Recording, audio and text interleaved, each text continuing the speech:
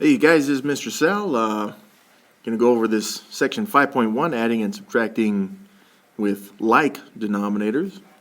Now before we get started on some of these problems, maybe look at some of these examples, let's just kind of go back and think about what fractions represent, and then when we operate with them, especially with addition and subtraction, why it is necessary to have like denominators. So remember from the example with the brownies, right? Like if I had a pan of brownies like this right here. Now this pan of brownies would be for me, but I'm having a party, so I made 2 pans of brownies, right? And we'll just get to assume that both of these are the same size, which is nice. Now in this imaginary world, we're going to say that for some reason I didn't eat all of my pan of brownies, but let's say that maybe I ate 2/3 of it, right? So right now all that I have remaining is this blue third right here. Well, in your pan, maybe yours, or everyone else's, if you will, was split into 4 separate parts like this. And let's say that, well, again, in this imaginary world, that there was a 1/4 of this that remains. Now let's say that I took these 2 pieces, right?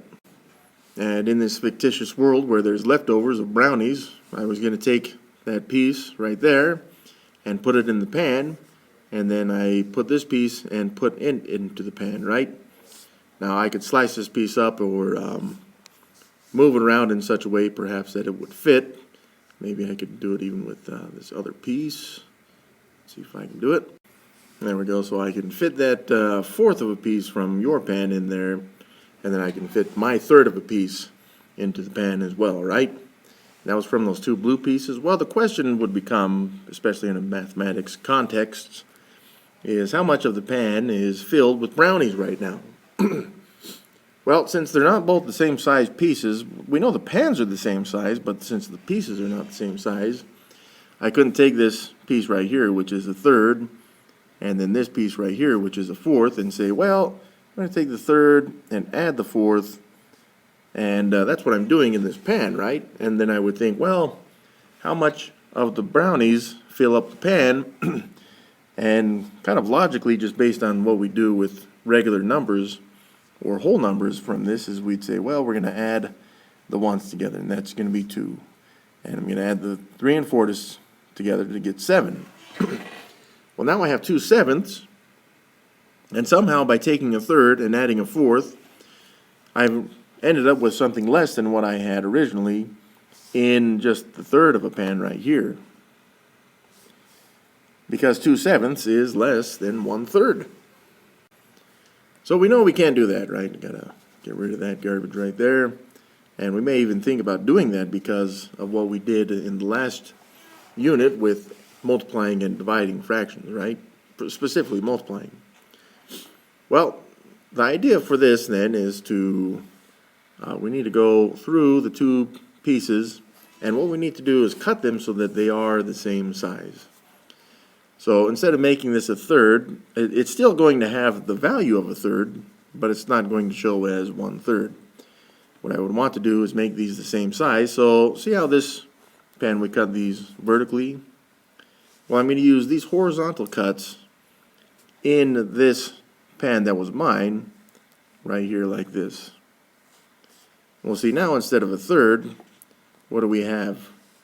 Well, we have 12 pieces in the pan, but how many of those pieces are left? 4 out of the 12 pieces. Now again, I'm just trying to make the pieces the same size. So if I were to do the same thing and cut this pan vertically like this, then that 1/4 now becomes, again, it's 12 pieces, which is what we want, so that we're comparing the same size pieces, but now I've got 3 of them. So I can add these together, but how would I still add these together? Well, when I do that, let's go back to this example over here. These pieces were cut like this, right? And I've rotated this piece, so it's actually kind of cut like this. So how many pieces do I have right there? Well, I've got 1, 2, 3, 4, 5, 6, 7 pieces. Out of how many would there be? Well, these are all 12th size pieces. So it would be 7/12 of a pan of brownies left from this. So if we look at the math on this, and we'll show it here in just a moment with the rule on the worksheet, is what we really did is we took 4 and 3 and added those together, but we didn't change the denominator. The denominator is telling us how big the size pieces were. And by doing that, 4 plus 3 we know is 7. And then we know that the size pieces are 12ths. See, that's the same answer as the one that we got right there. So when we see the rule, which again I'll show it here in just a second, but when we see the rule in abstract terms, again all of these would represent numbers, but you would have A over B plus C over B. Again, notice that the denominators are the same.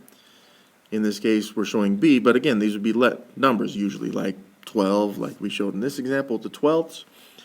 It could be thirds, it could be fourths, you just never know, but they have to be the same.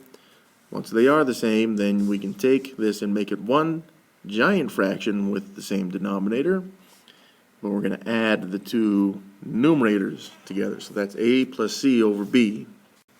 Now I apologize, they used different letters in the rule right there. They switched the B and the C, which is okay. The abstract just shows that the letters would be numbers like we would see in this example, which is on the worksheet. Right, so again, we see this one we're dealing in sevenths right here, right? So that's a 7. But we took the 2 and added the 3 right here to get us a new numerator of 5. So now this is 5/7, which would be the final answer for this problem. Now we can see from this example right here that it doesn't matter if it's addition or subtraction. Whenever it is either one of those, we're going to keep the denominator the same. We're going to take the two numerators and then whatever operation it is. And again, this is only for addition and subtraction. Right here, this one subtract, so I'm going to subtract those two together. 11 minus 5 is 6. And we had a denominator of 13, so it is 6/13. Now you should keep this in mind whenever you're doing any type of addition or subtraction problem. Whether it is addition or subtraction, you always will need common denominators. And we'll see in the next section that we can deal with denominators that aren't the same way that we did the brownie example. Right over here is we can force the denominators to be the same, and there's a couple different methods for that. But once they are the same, then we can start adding and subtracting the numerators. Now in the next example, actually I'll show the next few examples here, is when we, like in this first example, right, we take the 1 plus the 5, we keep the denominator. Now this is 6/9, and you should always check to make sure that these can be simplified whenever you get your answer as your final fraction, because generally they can be simplified, all right? So just kind of expect it. If it can't be simplified, it's still okay. You could even use a calculator to check this for now, but to simplify this, right, you look at 6/9, and you could use the prime factorization like we did right there, or you could say, well, I know 6 and 9 are both divisible by 3, which is essentially the same thing right there, right, with this stuff. And since they're both divisible by 3, I divide them by 3, and then I get my 2/3. And the same would be true for, right, the 3 plus 5 gives us the 8, and we know both of these are divisible by 2. So I'm just showing the second method on this for simplifying fractions. It's not necessary that it's not required that you use this prime factorization stuff. I think it's a really good method. It's very consistent. Just sometimes you get kind of used to using this other method by dividing these numbers, like 24 and 64. Maybe you knew that both of these were divisible by 8. And so it could be a little faster for you, but it may not be more practical. So if you feel more comfortable using the prime factorization, please feel free to do it. All right, so I'd like you to try this problem. Pause the video and try it out, and then when you're ready, just start the video up. So I'm gonna go ahead and do this now. Since the denominators are the same, 3s, or we're dealing in thirds now, Well, how many thirds do we have? Well, we had 4 and 5 of these thirds. And since we're combining them, we're going to add those together. 4 plus 5 is 9. And that would tell us how many thirds we have. 9 thirds. And, well, this one actually is just 9 divided by 3. Or you could say, well, I know these are both divisible by 3, like this. You could have used prime factorization. Either way, you could get 3 over 1. The most simplified form, though, would be by itself 3, and making this over 1 a phantom 1 right there, because you can.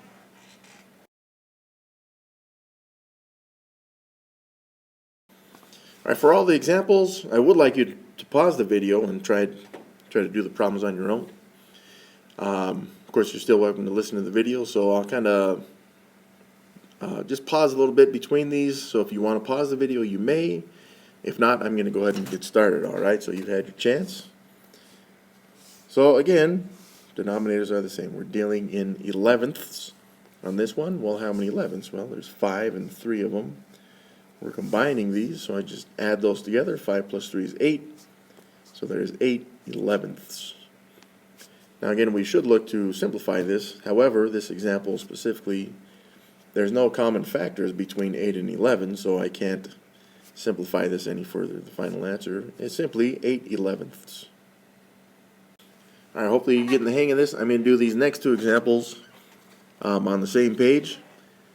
Again, if you want to try either one of them out, just go ahead and pause it. I'm going to start with this one on the top. Now this one's subtraction though, and we're looking in 35ths, which is kind of small pieces depending on how big the pan is. And we're going to take that 12 and the 5, and again on this one we're subtracting these. So when I find my answer here, I'm still looking at 35ths, but I got 12 minus 5, which is 7. Now 7 35ths, both of those are divisible by 7. Again, you could use the prime factorization if you want. I'm simply going to divide both of these by 7. And 7 divided by 7, let me see if I can get this on, there we go. 7 divided by 7 is 1, and 35 divided by 7 is 5. So the final answer on this one is 1/5. Now, to the next example here, we're looking at fourths. And how many fourths do we got? We got 3 and 1 fourths. And we're subtracting in this case. So again, we're going to subtract here. And what do we get? We're looking again at fourths, but 3 minus 1 would give us 2 fourths. And yes, once again, this is simplifiable at this point. 2 and 4 are both divisible by 2. So what does that give us? 2 divided by 2 is 1. 4 divided by 2 is 2. And the final answer here, 1/2. So if you took 3/4 and subtracted 1/4, you would end up with half. Right? And again, I mean, put this in terms of brownies, right? If you had 3/4 a pan of brownies, you ate one of those fourths, you would have ended up with 2 of the fourths, like this, which is the same as having half a pan of brownies. All right, let's do 2 examples for this worksheet. So, if you want to try them out, pause the video. If not, we're going to get started. So this first one's addition, right? And I'm looking at ninths, specifically 1 and 2 ninths, which are being added together. So in ninths, I have 1 plus 2, which is 3 ninths. And both of these are divisible by 3. I'll show this one a little different just because I haven't done one with the prime factorization yet. And 3 is already a prime. 9 splits up into 3 times 3. So again, I can cancel these out. Now, when I cancel these out, it's not just that they go away. They turn into a number. But what number do they turn into? When I cross these out, I'm really making a 1 right there. So that's a phantom 1, which leaves us with the third. But how many thirds is this? Well, that's where the phantom 1 comes in. It would be 1 of the thirds. And that right there is our final answer for this problem. All right, now this next problem, it has some, well, kind of big numbers, right? I mean, 96 it's a bigger number than we've seen so far. But the good news is that's the denominator. So it's just the value that we're dealing with in the bottom. We don't have to actually operate with it just yet. We may need to when we simplify, but we'll see. Now what do we have in the numerators though? We got the 87 and the 75, which are being subtracted right here, right? And to calculate this out, I got 87 minus 75, which would come out to 12. So this is 12/96. Now remember from one of the previous units, it would be good if we had memorized our times tables. This is one of those times where it is good to memorize the times tables because it tells us multiples of values. Specifically that 96 is a multiple of 12, which means that both of these are divisible by 12. And yes, you could have used prime factorization, it wouldn't have mattered. But what do we get from this? 12 divided by 12 is 1. 96. What multiple of 12 is it? It's the 8th multiple. So this ends up being 1/8. Alright, that's all of 5.1 right there. I hope this was helpful for you guys. If you got questions, leave them in the comments below. And we'll see you in the next lesson, 5.2.